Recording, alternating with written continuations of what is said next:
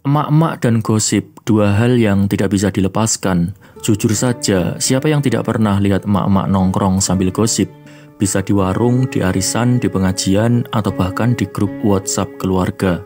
Gosip itu kayak nafas buat mereka ngalir terus tanpa henti, padahal namanya gosip belum tentu benar. Seringkali malah lebih banyak isu tidak pasti daripada faktanya. Kadang-kadang, dari yang awalnya cuma berita soal si A beli emas baru, ujung-ujungnya bisa jadi si A dibilang punya simpanan gelap. Kok bisa begitu?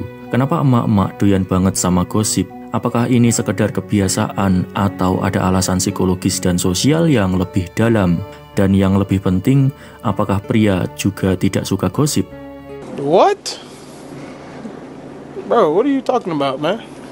Kalau kita tarik ke akar psikologi, manusia itu makhluk sosial. Dari zaman purba sampai sekarang, kita butuh komunikasi buat bertahan hidup. Gosip itu salah satu bentuk komunikasi yang menghubungkan orang-orang dalam suatu kelompok. Robin Dunbar, seorang antropolog evolusi, pernah bilang kalau gosip itu adalah lem sosial yang menjaga kohesi dalam sebuah komunitas. Artinya, manusia secara alami butuh gosip buat menjalin hubungan dan memastikan siapa yang bisa dipercaya dan siapa yang tidak. Tapi kenapa emak-emak yang paling sering ketahuan bergosip?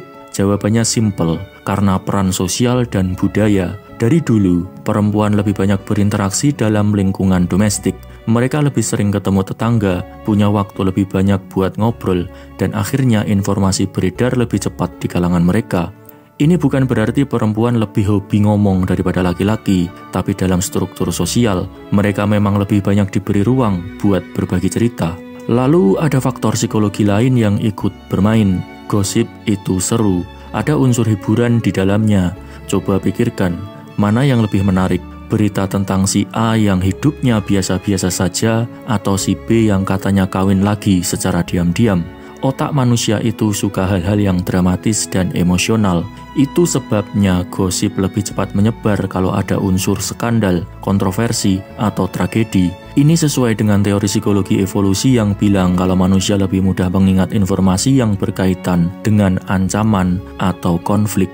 Sekarang balik lagi ke pertanyaan di awal tadi. Apakah laki-laki tidak suka bergosip? Jangan salah, mereka juga doyan. Cuma bentuknya berbeda.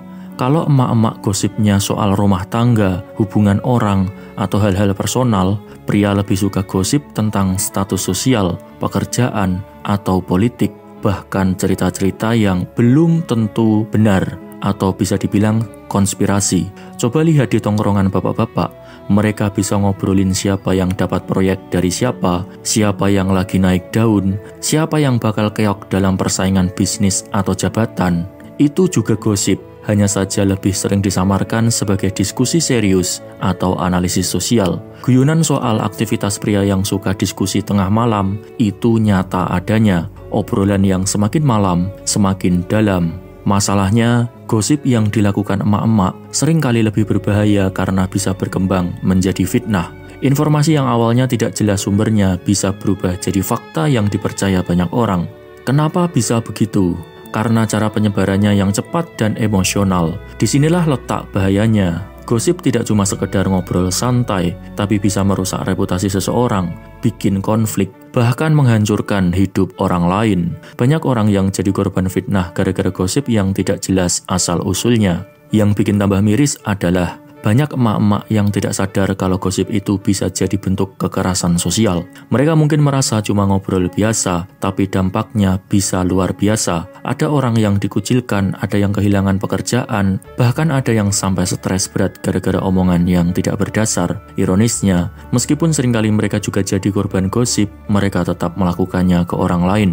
Memang idealnya, budaya gosip di kalangan emak-emak itu harus dikontrol. Bukan berarti dilarang ngobrol atau bertukar cerita, tapi setidaknya harus lebih kritis dan sadar akan dampaknya. Jangan asal percaya, jangan asal sebar.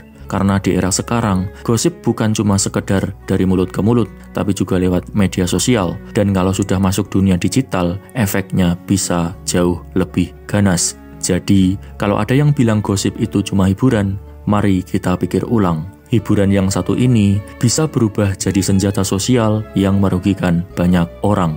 Terima kasih dan sampai jumpa di video selanjutnya.